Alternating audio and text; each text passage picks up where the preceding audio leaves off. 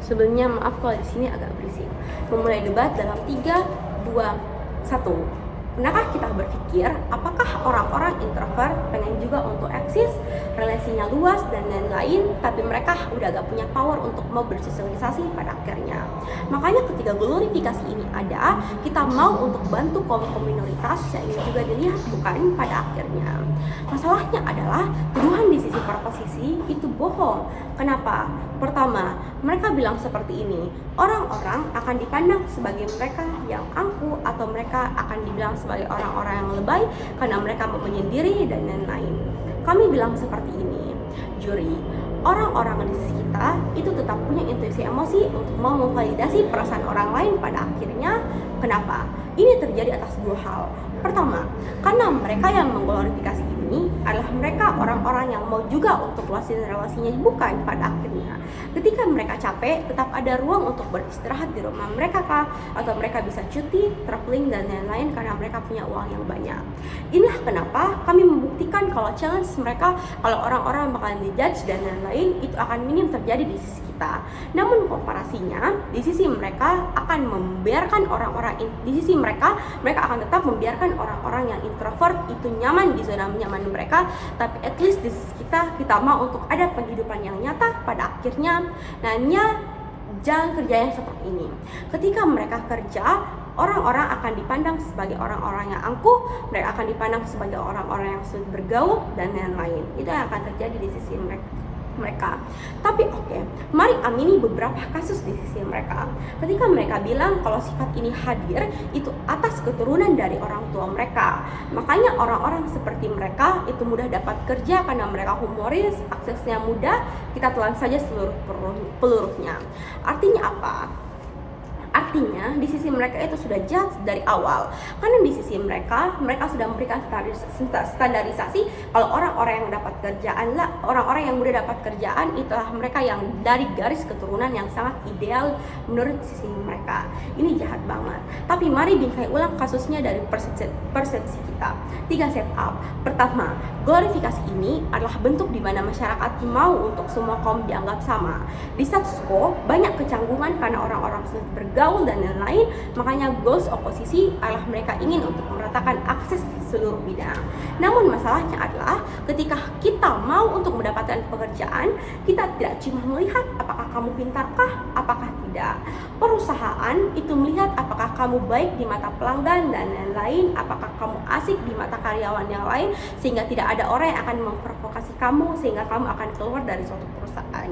Makanya banyak kasus-kasus orang-orang non-job karena interaksi mereka di antara karyawan itu sulit. Mereka sulit bergaul, pada akhirnya itulah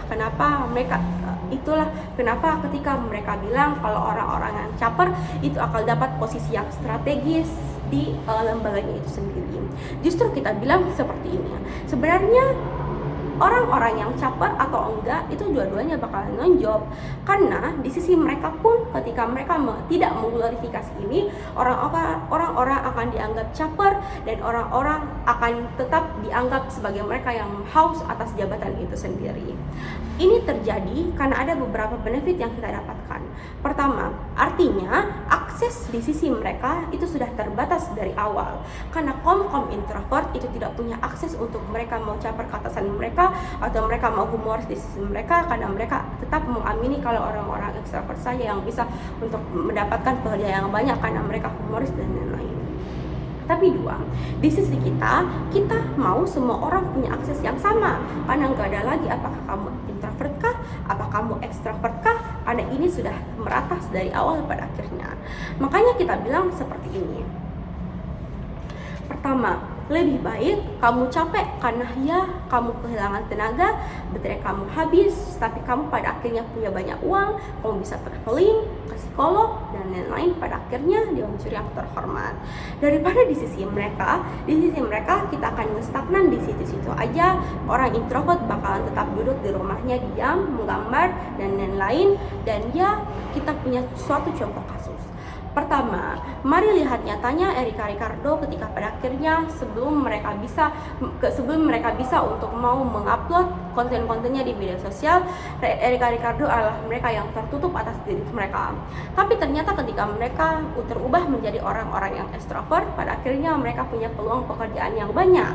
Itulah kenapa kita menjelaskan kalau bentuk glorifikasi dari sifat yang mudah bergaul ini adalah suatu alternatif di status quo. Mengapa orang yang sudah dapat pekerjaan itu pada akhirnya mudah untuk mendapatkan pekerjaan atas beberapa argumen yang akan saya jelaskan sekarang. Pertama, mari bahas dari proses untuk mendapatkan pekerjaannya terlebih dahulu. Pertama, ketika kita mau untuk melamar di suatu perusahaan, ada CV yang kita serahkan kepada panitianya kah atau di suatu resepsionisnya dan lain-lain. Kita jelaskan seperti ini. Ketika pada akhirnya sifat mudah bergaul ini kita terapkan, orang-orang akan mau untuk join di suatu organisasi. Mereka mau untuk join ke suatu organisasi karena mereka kenal temannya yang mau untuk join ke organisasi. Kalau mereka join ke organisasi, mereka dapat sertifikat dan CV-nya terpenuhi pada akhirnya. Inilah yang perusahaan inginkan. Namun di sisi mereka memberikan CV yang hanya membentuk suatu perlombaan saja yang mereka sukai, namun tidak ada bentuk bagaimana organisasi yang mereka sukai dan bagaimana bentuk dari orang-orang yang merekomendasikannya itu baik juga pada akhirnya dan lain sebagainya. Makanya peluang untuk bekerja itu lebih simetris di sisi kita, karena setidaknya CV di sisi kita itu lebih terpenuhi dibanding sisi mereka.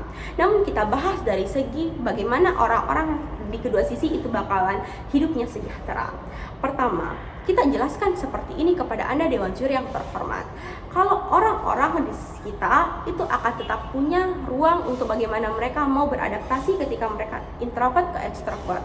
Mereka bilang kalau pada akhirnya kita akan kita bakalan agresif terhadap bagaimana perubahan ini akan direalisasikan, tapi kita sudah highlight dari awal karena orang-orang itu gak bakalan stres karena mereka dari introvert ke extrovert itu bakalan banyak sekali pengalaman yang mengubah diri mereka. Itulah pada akhirnya kenapa glorifikasi ini tidak perlu disesali, karena kita sudah bilang dari awal, karena kita mau hidup orang-orang sejahtera, kita mau untuk semua orang punya bentuk standarisasi yang sama juga daripada di sisi mereka.